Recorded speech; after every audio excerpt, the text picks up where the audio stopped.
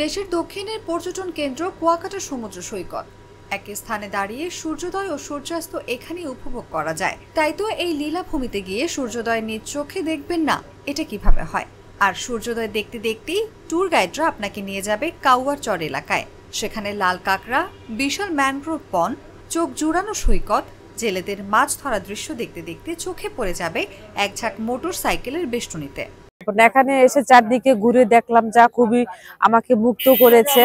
এবং এখানে কাওয়াচরে আসছি এবং এখানে খিচুড়ি ইলিশ বাজানো খুবই সুস্বাদু এবং খুবই সস্তা দামে পাওয়া যায়।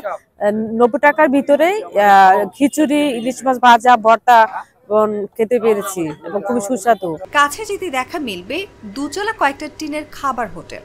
এগুলো দেখতে খুব চাকচিক্য না হলেও এখানের তরুণ উদ্যোক্তা মিরাজ শিকদারের ইলিশ খিচুড়ি আপনাকে খাবারের স্বাদের পূর্ণতা এনে দেবে।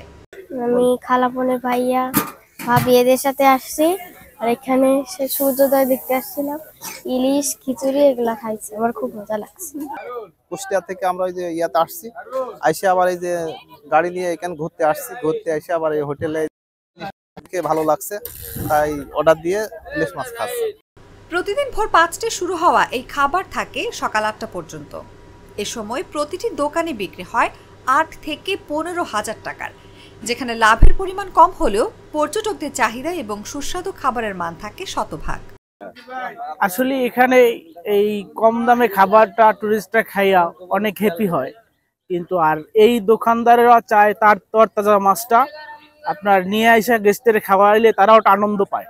এবং আসলে এদেরও ব্যবসা মোটামুটি সীমিত হয়, কিন্তু বেশি একটা ব্যবসা এদের হয় না।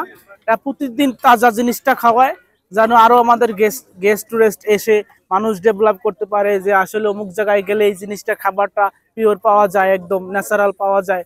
যে এই খাবারটা আমরাই যেমন ট্রেস গাইড, আমরা এই খাবারটা অ্যাডভাইস দিয়ে থাকি সকালবেলা, যেমন যে আপনি আমাদের সাথে চলেন, গেলে আপনি তাজা সমুদ্রে ইলিশ মাছটা খেতে পারবেন, একদম সামনে ভাজে দিবে আপনাকে। এই খাবারটা অনেক সুন্দর, ভালো লাগবে। ইলিশ খিচুড়ির উদ্যোক্তা শিকদার রেস্টুরেন্টের মালিক মোহাম্মদ মিরাজ শিকদার বলেন, আমাদের মাছটা মূলত এই জায়গায় সাগর পাড়ে সবাই সূর্যোদয়, ঝাউবন, লাল কাঁকড়ার চর দেখতে যায় সাগরের পাড়ে গিয়ে। তা সাগরের পাড়ের তাজা মাছটা যদি পর্যটকে পায় আরো একটু খুশি বেশি হয়। একদম তরতাজা মাছটা যে সময় ছোট ছোট নৌকারা ওরা ধরে নিয়ে আসে, ওদের কাছ থেকেই আর কি কিনি, একদম ফ্রেশ এই জায়গায় বই কিনি। কেনার পর এই জায়গায় বই আবার পর্যটক দেখে পছন্দ করিয়া চয়েস করিয়া খায়। সিস্টেম হয়েছে যাই আপনার এরকম যদি এক পিস মাছ থাকে, দুইজনে খাবার সহ এর একটা প্যাকেজ হয়।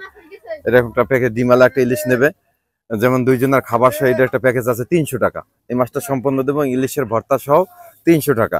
কে না খায় ভাই? আর এইটা দিয়ে আছে 2 পিস ইলিশ দিয়ে খিচুড়ি আজকে দিছি। এটার 2 পিস, এরকম 2 পিস ইলিশ দিছি, খিচুড়ি এবং ইলিশের ভর্তা সহ দিচ্ছি আজকে 80 টাকা।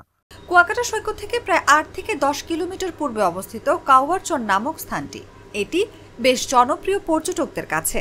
পর্যটকদের আনাগোনা বাড়ার কারণে 12 বছর আগে এখানে ছোট চায়ের দোকান নিয়ে বসেন মিরাজ শিকদার। প্রতিদিন সূর্যোদয় দেখতে পর্যটকদের আগমন বাড়তে থাকায় নতুন খাবার উপহার দেওয়ার জন্য তিনি শুরু করেন ইলিশ খিচুড়ি বিক্রি।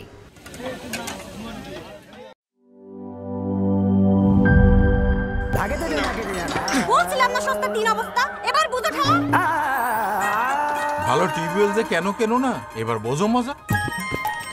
আগেই কইছিলাম দেশের আরএফএল টিউবওয়েল নাও। এবার আর ভুল নাই, আরএফএল ছাড়া উপায় নাই। অল্প চাপে বেশি পানির জন্য আরএফএল।